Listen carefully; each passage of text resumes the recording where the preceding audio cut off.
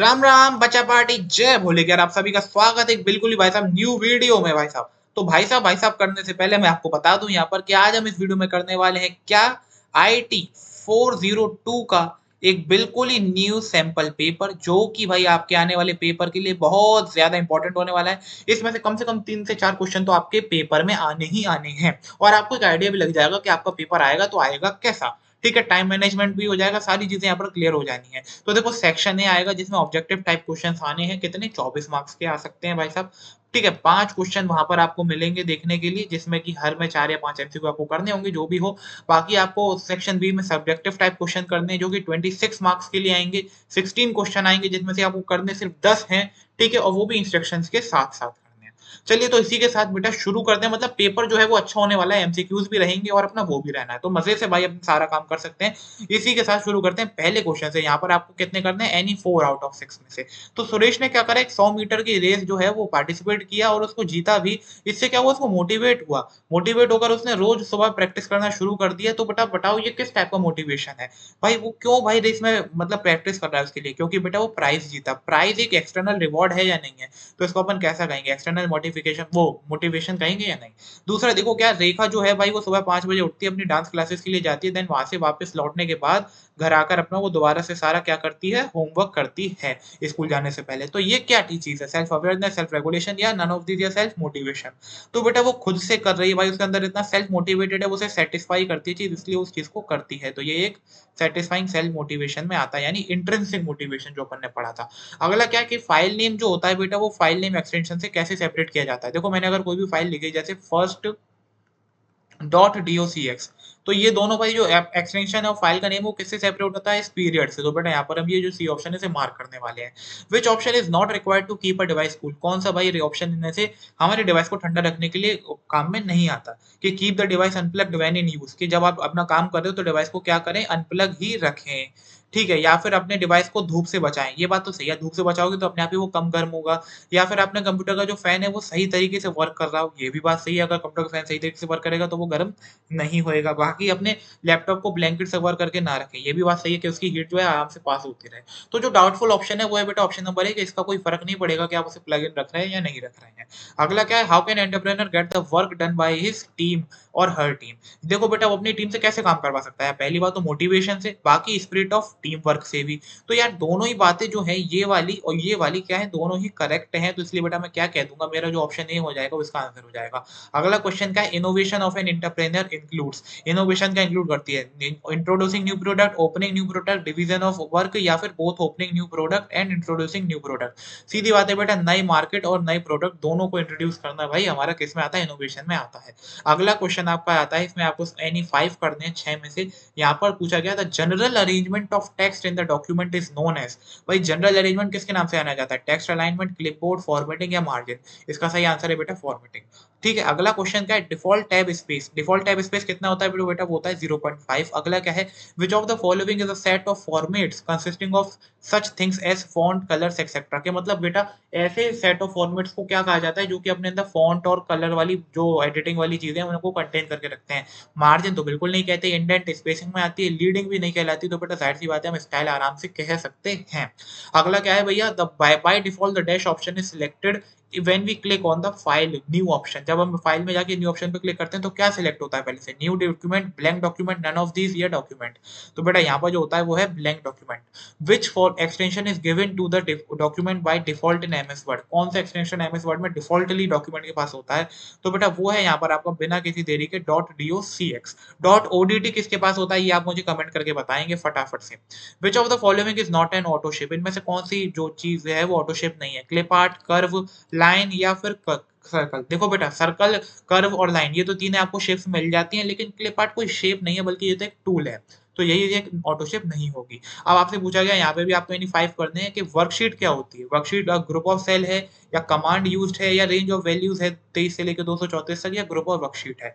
तो बेटा worksheet simple सी बात है ग्रुप ऑफ सेल्स ही होती है। अगला क्या है वर्कशीट जो 2003 में थी मतलब आती थी उसके में मैक्सिमम नंबर ऑफ रोज कितनी हो सकती थी रोज। तो बेटा रोज का जो मैक्सिमम नंबर है वो कितना है 65,535।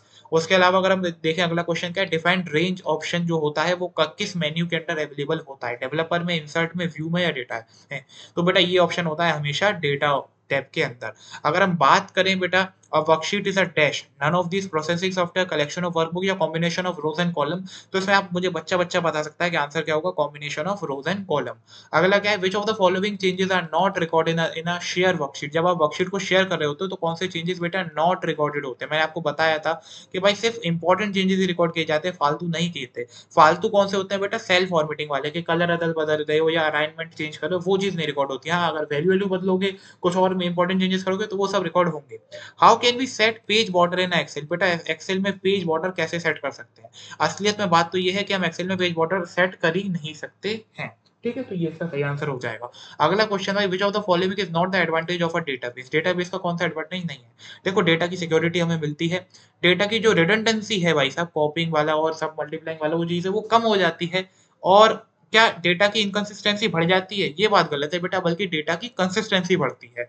शेयरिंग ऑफ डेटा भी बढ़ जाता है। तो सीधी बात है भाई साहब कि नॉट द एडवांटेज अगर पूछेंगे तो हमारा जो सी ऑप्शन है वो हम सही तरीके से मार्क कराएंगे। अगला क्या है the hierarchical database is known है। जो हायरार्कियल डेटाबेस होते हैं उनको बेटा उसमें कौन सा स्ट्रक्चर कहा जाता है होता है। तो यार हम सभी जानते हैं वो बेटा ट्री की तरह काम करते हैं। जैसे ऊपर एक हो गया अपना मेन चीज उसके नीचे ऐसे ऐसे वो जो होते हैं वो ग्रुप्स में अटैच होते हैं आपस में। ठीक है which of the following is not a component of a database. Database का कौन सा कंपोनेंट नहीं है सॉफ्टवेयर यूजर हार्डवेयर या फिर मेमोरी। तो बेटा इसका जो सही आंसर है वो क्या है आपका वो है मेमोरी। ठीक है ध्यान से आप पढ़ सकते हैं इसे।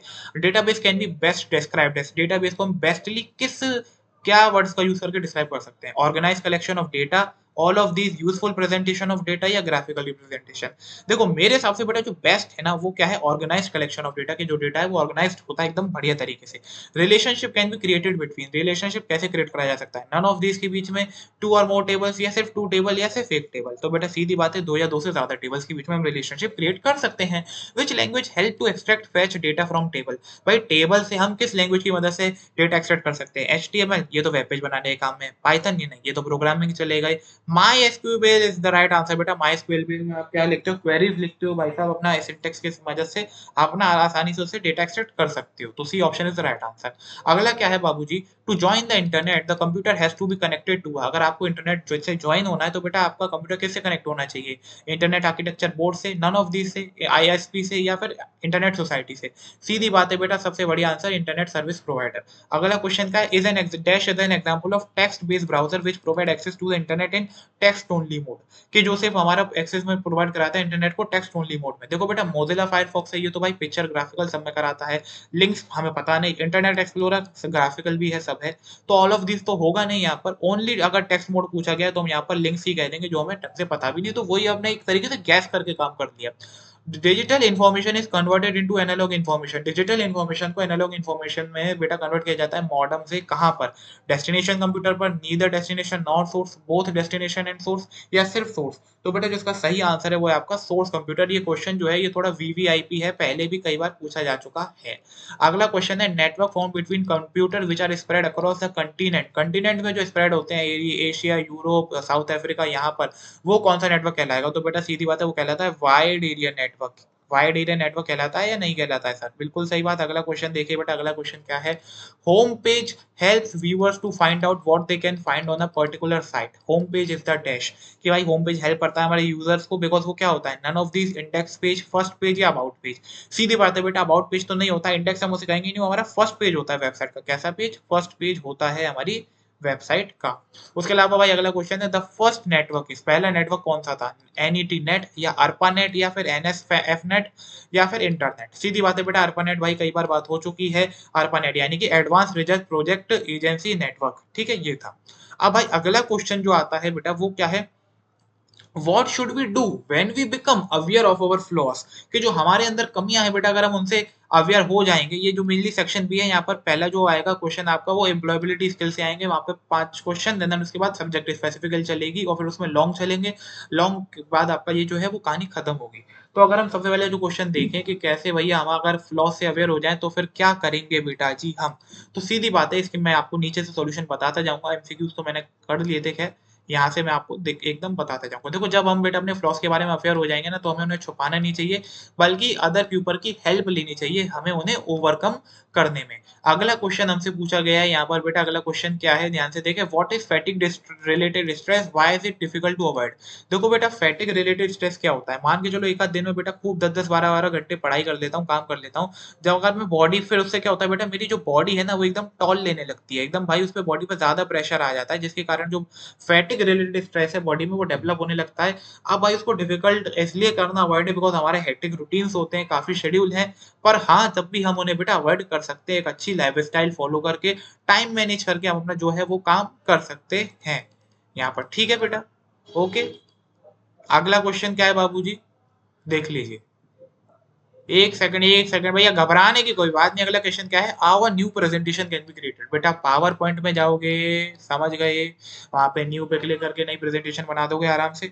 अब why there is a need of for innovativeness in entrepreneurship. भाई एंटरप्रेन्योर अगर आप हैं तो इनोवेटिव आपको क्यों होना है? क्या ज़रूरत है इसकी? तो बेटा ये तो बहुत ज़रूरत है यार। अगर आपके प्रोडक्ट्स बेटा ज़माने की रिक्वायरमेंट के हिसाब से इनोवेट नहीं होंगे, उनमें चेंजेस नहीं आएँगे तो आपके प्रोडक्ट बिकेंगे नहीं एंड देन आप अच्छे एंटरप्रेन्योर नहीं कहलाओगे। ये ज़रूरत है। Explain 3 characteristic of qualities of an entrepreneur. देखो आप मैं यहाँ पर बेटा बहुत सारी बातें बता सकता हूँ। जैसे वो डिटरमाइंड होते हैं, वो ऑनेस्ट होते हैं और अपना ऑप्टिमिस्टिक यानी कि भाई जो भी होता मतलब उनका पॉजिटिव पर्सपेक्टिव होता है या फिर वो अपना क्या कहें तो परसेवरेंस उनमें काफ़ी अच्छी होती है, डिसिप्लिन्ड होते हैं।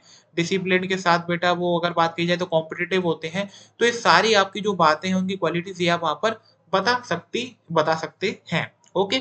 अगला जो भाई सेक्शन आएगा वो आएगा आपका सब्जेक्ट स्पेसिफिक स्किल से।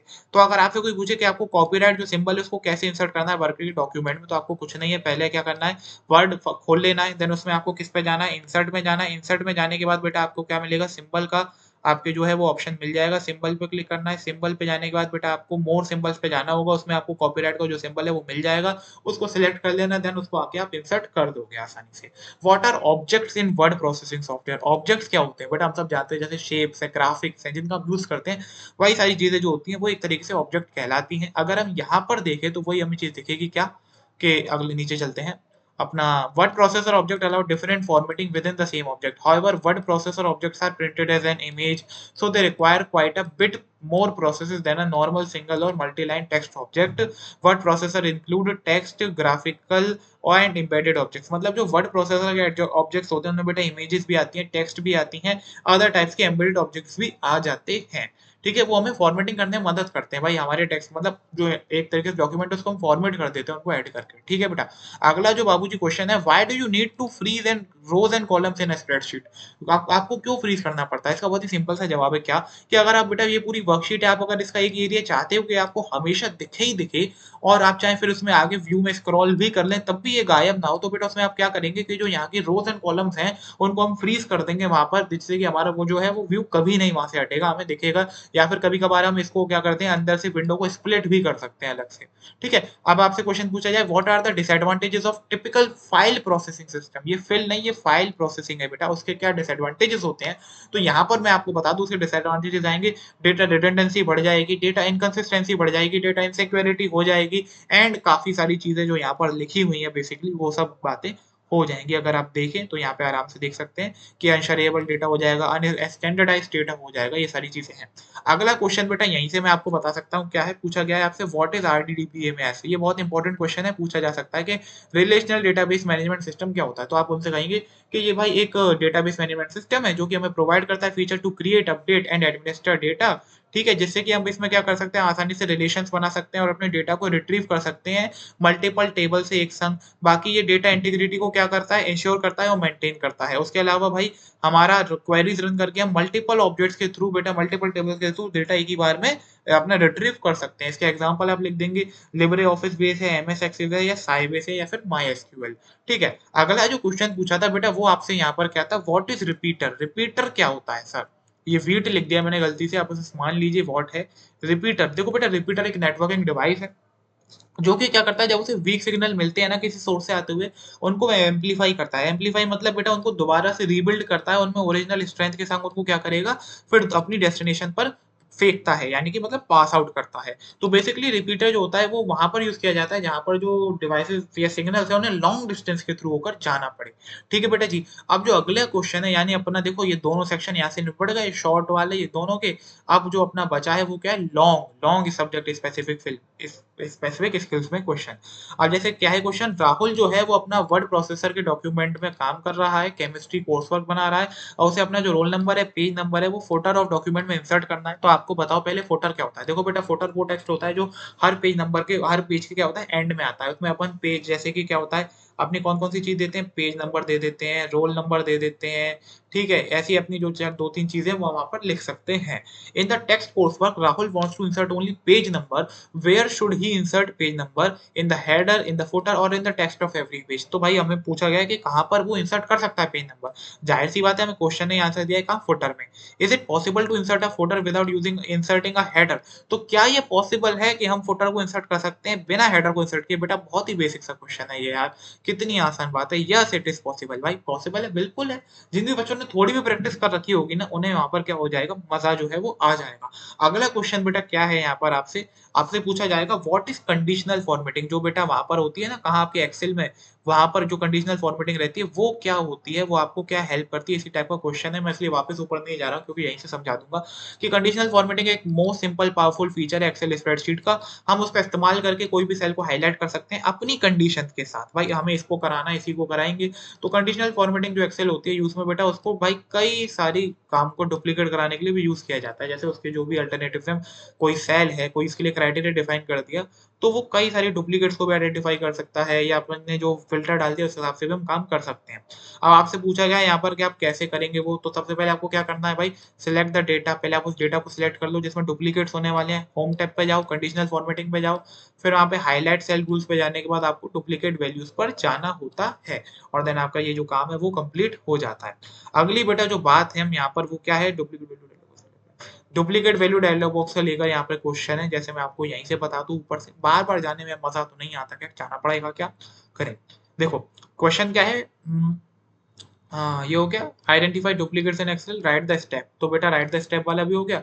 ठीक है, अब अगला क्वेश्चन है distinguish between one two one and one two many relationships. कि भाई वन टू वन में और वन टू मैनी में आपको क्या करना है, रिलेशनशिप में डिफरेंस बताना है। खैर रिलेशनशिप तो कोई है नहीं, सभी सिंगल है यहाँ पर। आइए बेटा यहाँ पर जो क्वेश्चन जो था वो पूरा, उसमें आपको स्टेप्स लिखने थे, तो बेसिकली हम स्टेप्स भी यहाँ पर अच्छे से लिख चुके हैं। ये भी स्टेप्स में ही आता है वहाँ पर कि डुप्लीकेट वैल्यू डायलॉग बॉक्स से जो अपीयर हो जाएगा, वहाँ पे आप अपने हिसाब से कोई भी ऑप्शन फॉर्मेट है उसे सिलेक्ट कर सकते हैं। फिर कुछ पहले से भी फॉर्मेट होते हैं उनका भी हम यूज कर सकते हैं, देन आप ओके बटन पर क्लिक कर सकते हैं। ये मैंने वहाँ पर जब आधा ही पढ़ पाया था। अब जो अगला क्वेश्चन था कि डिफरेंस क्या है वन टू वन और मैनी टू मैनी में, देखो सीधी बात है बेटा, जो वन टू वन होता है ना, उसमें क्या होता है, मैचिंग का एक ही रिकॉर्ड होता है, आपके हाथ 10 रिकॉर्ड नहीं होते। लेकिन जो वन टू मैनी है भैया, उसमें क्या हो जाता है कि एक जो टेबल के में जो रिकॉर्ड्स हैं वो बेटा उसके दूसरी टेबल के कई सारे रिकॉर्ड्स के संग मैच कर रहे होते हैं। जैसे दो तीन फील्ड्स हमारे पास ऐसी होती हैं, तो वहां पर हम वन टू मैनी रिलेशनशिप कर पाते हैं कि जो टेबल का एक रिकॉर्ड है वो वहां के सेवरल रिकॉर्ड्स के संग मैच कर रहा होता है। अब जैसे भाई कोई बच्चे का सब्जेक्ट है, क्लास है और अपना वो है, तो वो उसी बच्चे से सारी चीजें मैच कर रही होंगी या नहीं कर रही होंगी। तो बच्चे के नाम से इतनी सारी roll number, subject, class, class teacher, ये सब उससे मिक्स होंगे। ओके बेटा, अगर हम बात करें तो भाई साहब अपना जो है ये बेटा एसक्यूएल क्वेरी लिखने के लिए क्वेश्चन आया है। ये आप क्या से क्वेरीज को आसानी से देख लें क्योंकि इनका सिंटेक्स यही रहने वाला है, इसमें कुछ एक्सप्लेन करने वाली बात तो है नहीं। बस आपको सिलेक्ट कीवर्ड का यूज करना होता है, देन फील्ड लिखनी है। ये जो एस्ट्रिक्स का सिंबल होता है ये आपका ऑल रिकॉर्ड्स को दर्शाता है। बाकी वेयर जो है वो कंडीशन के लिए यूज किया जाता है। देन आपका ये वही है, कॉलम नेम है, यहाँ पे क्या हो, नल हो, या फिर वो सैलरी में जैसे वो 22,000 से क्या हो, थोड़ी ज्यादा हो। ऐसे आपके ये कई सारे यूज करके लिखा गया है। आप उस क्वेश्चन को पढ़ सकते हैं और इनको आराम से देख सकते हैं। अब मैं आपको कराने वाला हूँ आपका अगला क्वेश्चन। ठीक है, बेसिकली ये जो हमारा टेबल का ये जो क्वेश्चन था, मैंने आपको सॉल्यूशन दिखाई दिया है, तो आप उस चीज को तो देख ही सकते हैं ना। अब जो अगला मैं आपको क्वेश्चन कराऊंगा ये वाला आप नीचे से देख लेना। ठीक है, मैं अगला कराने वाला हूँ आपको सीधे यहाँ कर, Rahul S purchase some stationery वाला क्वेश्चन। अब देखो हमें क्या कराना है, suggest any two option that he can use to make payment of his bill on the online shopping website. कि दो वेज हम उन्हें बनाए जिससे वो अपना बिल जो है वो पे कर सके। यार बहुत सारे ऑप्शन है, आप चाहो तो बेटा क्रेडिट डेबिट कार्ड का इस्तेमाल कर सकते हो, नेट बैंकिंग का इस्तेमाल कर सकते हो, वरना चाहो तो आप यूपीआई का इस्तेमाल कर लो। कई सारी चीजें हैं रहती हैं आपके पास जिनका आप इस्तेमाल कर सकते हो। ये दोनों शायद एक ही हो गई ना, है ना? कोई बात नहीं। खैर, name any two situation where online shopping could be useful. कि बेटा ऐसी दो कंडीशन बताओ जहाँ पर जो ऑनलाइन शॉपिंग है वो यूजफुल हो जाए हमारी। सीधी बात है। अगर बेटा जो हमें प्रोडक्ट चाहिए वो हमारी मार्केट में है ही नहीं, प्रेजेंट ही नहीं है, तो फिर भाई हम क्या, ऑनलाइन शॉपिंग काफी यूजफुल होती है। दूसरा क्या कि बेटा अभी हम जाने में असमर्थ हैं, we can not go to the market. उस केस में भाई क्या है, जैसे कोविड का टाइम चल रहा था तो उस समय भाई ये ऑनलाइन शॉपिंग काफी यूजफुल थी। नेम एनी फिर two popular online transaction website. बेटा मीशो है, अमेजन है, फ्लिपकार्ट है, क्या क्या लिखवाओगे मेरे से बताओ, है ना? तो ये सारी पॉपुलर ऑनलाइन ट्रांजेक्शन वेबसाइट्स हैं। नहीं, ऑनलाइन ट्रांजेक्शन वेबसाइट पूछी गई हैं। I think we made some गलती। एक सेकंड चेक कर लेने दो। मुझे क्या लग रहा है या सही लग रहा है पता नहीं, रुक जाओ। हाँ, यहाँ पर हमसे फ्लिपकार्ट अमेजन, ठीक है, कोई गलती नहीं है, कोई गलती नहीं है। बाकी भाई साहब एक बहुत ही सस्ता मद्दा क्वेश्चन हमसे पूछा गया है। इसका तो बेटा हम बचपन में खेला करते थे जब हम तीसरी चौथी में थे। क्या, write full form of COD in reference to online shopping. के सीओडी का फुल फॉर्म बताओ ऑनलाइन शॉपिंग के रेफरेंस में। सीधा होता है बेटा क्या, कैश ऑन डिलीवरी, जो कि मैं हमेशा प्रेफर करता हूँ। कितने बच्चे कैश ऑन डिलीवरी को प्रेफर करते हैं कमेंट में बताएंगे। बाकी पूरा सैंपल पेपर अपन निपटा चुके हैं बढ़िया तरीके से। तो वैसा वीडियो अच्छी लगी हो, पसंद आया तो लाइक करना, शेयर करना, चैनल को सब्सक्राइब करना। और बाकी वन शॉट रिवीजन भाई सारे डल चुके हैं, जाओ जाकर देखो ने और मौज करो बेटा। जय भोले की।